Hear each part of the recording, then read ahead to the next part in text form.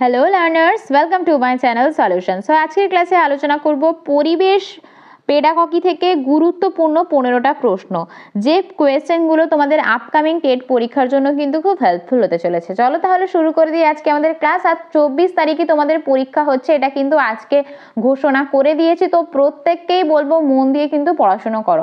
আর আমার ভিডিওগুলো তোমাদের কেমন লাগছে সেটা কিন্তু ফিডব্যাক জানাতে একেবারে ভুলো না কমেন্টের মাধ্যমে। আর লাইক শেয়ার সাবস্ক্রাইব করতেও কিন্তু একেবারে ভুলো না। চলো তাহলে শুরু করে দিই আজকে আমাদের ক্লাস। দেখো প্রথম প্রশ্ন আমাদের জন্য কি রয়েছে।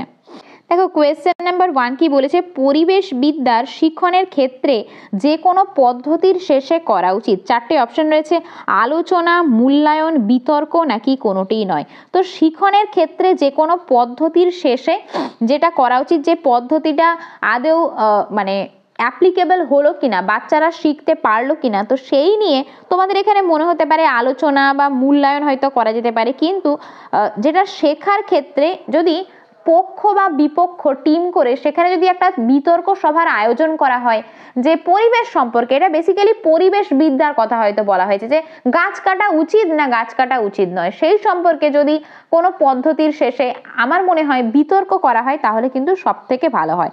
সো আমার মনে হয় এই প্রশ্নের উত্তর হয়ে যাচ্ছে অপশন নম্বর সি। চলে যাচ্ছে আমাদের পরবর্তী প্রশ্নে। দেখো কোয়েশ্চেন নাম্বার 2 আমাদের জন্য কি রয়েছে, প্রাথমিক স্তরে শিক্ষার্থীরা পরিবেশ পরিচিতির মাধ্যমে পরিবেশকে, অপশন এতে রয়েছে পরিবেশকে জানতে শেখে, অপশন বিতে রয়েছে পরবর্তীতে পরিবেশ বিদ্যা জানার প্রতি আগ্রহী হয়, অপশন সিতে রয়েছে পরিবেশ সংক্রান্ত যে কোনো বিষয় পড়তে ভালোবাসে, এবং অপশন ডিতে রয়েছে সবগুলি। তাহলে আশা করি তোমরা কোয়েশ্চেনটা পড়ে বুঝতে পেরেই গেছো এই প্রশ্নের সঠিক উত্তর কি হবে। তো প্রাথমিক স্তরে শিক্ষার্থীরা পরিবেশ পরিচিতির মাধ্যমে পরিবেশকে জানতে পারে, পরবর্তীতে পরিবেশ বিদ্যা জানার প্রতি তারা আগ্রহী হয়, বা যে কোনো বিষয় তারা পড়তেও কিন্তু কমফোর্টেবল ফিল করে। সো অপশন নাম্বার ডি সবগুলি হয়ে যাচ্ছে এই প্রশ্নের সঠিক উত্তর। চলে যাচ্ছে আমাদের পরবর্তী প্রশ্নে। কোয়েশ্চেন নাম্বার 3 কি বলেছে, দেখো শ্রেণীকক্ষে উচ্চ প্রাথমিক স্তরে পরিবেশ পাঠদানের উপযুক্ত পদ্ধতি হলো বক্তৃতা, বাস্তব জিনিস দেখিয়ে, আলোচনা নাকি সবগুলি মিশিয়ে। দেখো উচ্চ প্রাথমিক স্তরের কথা এখানে বলা হয়েছে, আপার প্রাইমারি স্টেজে। তো সেক্ষেত্রে পাঠদানের উপযুক্ত পদ্ধতি বক্তৃতা বা আলোচনা বা এগুলোর থেকে আমার মনে হয় যদি রিয়েলিস্টিক অবজেক্ট দেখানো হয়, বাস্তব কোনো জিনিস যেখানে তারা হাতে কলমে শেখার সুযোগ পাবে, হাতে কলমে সেটাকে পর্যবেক্ষণ করবে, অবজারভেশন করবে, তো সেক্ষেত্রে কিন্তু পাঠদান অনেক বেশি এফেক্টিভ হবে এবং সেটা তারা রিয়েল লাইফের সঙ্গে কানেক্ট করতে পারবে। তারা আগে সেটা দেখেছে কিনা বা পরে সেটা দেখছে, তার কালার, আকার, আকৃতি, শেপ এসব তারা দেখার সুযোগ পাবে। সো অপশন নাম্বার বি হয়ে যাচ্ছে আমাদের এই প্রশ্নের কারেক্ট আনসার। চলে যাচ্ছি আমাদের পরবর্তী প্রশ্নে। দেখো পরবর্তী প্রশ্ন আমাদের জন্য কি রয়েছে। দেখো কোয়েশ্চেন নাম্বার 4 আমাদের জন্য কি বলেছে, রসায়নের কোনো একক অধিক পরিমাণে পরিবেশ বিদ্যার সঙ্গে সম্পর্কিত। কোন একক অধিক পরিমাণে পরিবেশ বিদ্যার সঙ্গে সম্পর্কিত? চারটে অপশন রয়েছে তোমাদের জন্য, কার্বন চক্র, অক্সিজেন চক্র, উভয়ই নাকি কোনোটিই নয়। ওকে, চারটে অপশন রয়েছে, আবার পড়ে দিচ্ছি, কার্বন চক্র, অক্সিজেন চক্র, উভয়ই নাকি কোনোটিই নয়। সো এই প্রশ্নের সঠিক উত্তর হয়ে যাচ্ছে আমাদের অপশন নম্বর সি, উভয়। কার্বন চক্র এবং অক্সিজেন চক্র এই দুটোই কিন্তু পরিবেশ বিদ্যার সঙ্গে সম্পর্কিত। ওকে, তো চলে যাচ্ছি আমাদের পরবর্তী প্রশ্নে।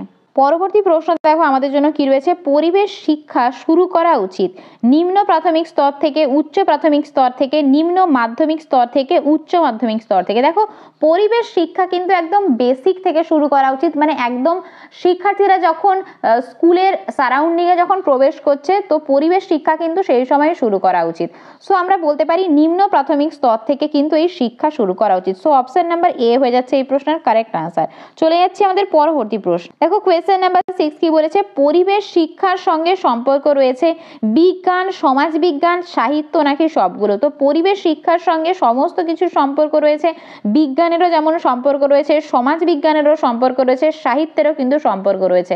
সো আমরা বলতে পারি এই প্রশ্নের সঠিক উত্তর অপশন নাম্বার ডি। চলে যাচ্ছে আমাদের পরবর্তী প্রশ্ন। দেখো কোয়েশ্চেন নাম্বার 7 কি বলেছে, প্রকৃতি বিজ্ঞানে পরিবেশের যে বিষয়ের উপর গুরুত্ব দেওয়া হয় তা হলো শক্তি, উদ্ভিদ, প্রাণী নাকি মাটি। তো প্রকৃতি বিজ্ঞানে পরিবেশের সব থেকে যে বিষয়ের উপর গুরুত্ব দেওয়া হয় সেটা কিন্তু মাটি, প্রাণী বা উদ্ভিদ কোনোটিই নয়, সেটা হচ্ছে শক্তির উপর কিন্তু জোর দেওয়া হয়। চলে যাচ্ছি আমাদের পরবর্তী প্রশ্নে। দেখো কোয়েশ্চেন নাম্বার 8 কি বলেছে, পরিবেশ বিষয়ক আলোচনার মাধ্যমে শিক্ষার্থীকে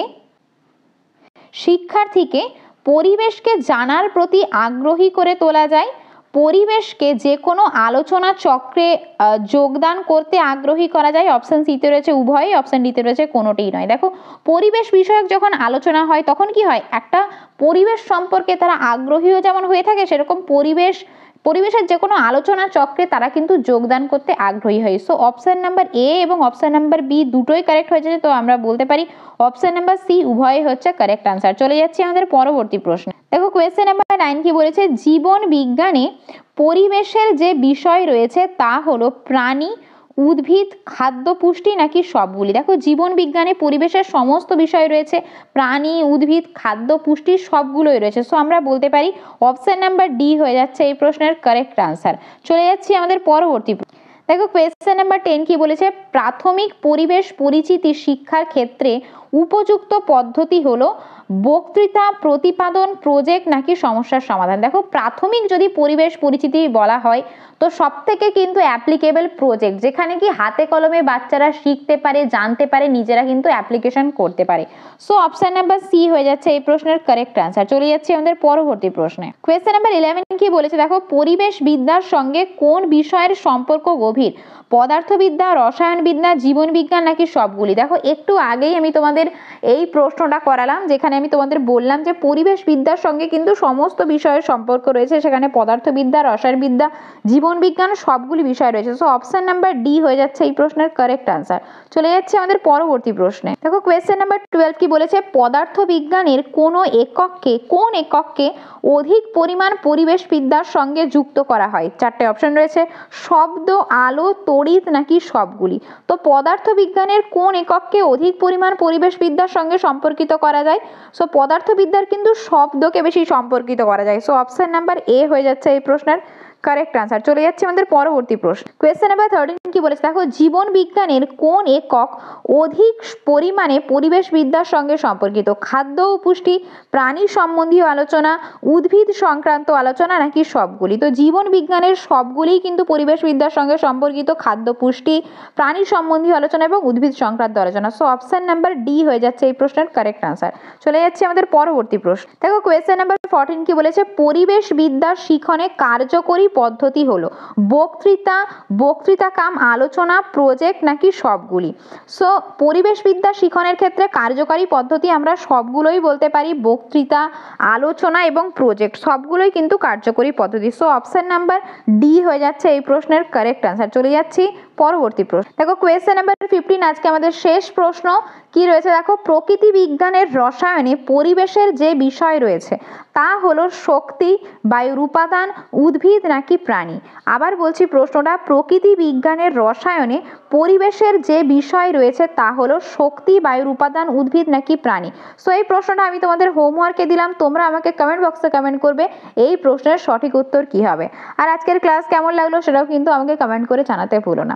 নেক্সট ক্লাসে আবার তোমাদের সাথে দেখা হচ্ছে, ততক্ষণ তুমি ভালো থেকো, সুস্থ থেকো, মন দিয়ে পড়াশোনা করতে থেকো এবং ভিডিওটা ভালো লাগলে লাইক, শেয়ার, সাবস্ক্রাইব করতে কিন্তু অবশ্যই ভুলবে না। Thanks for watching.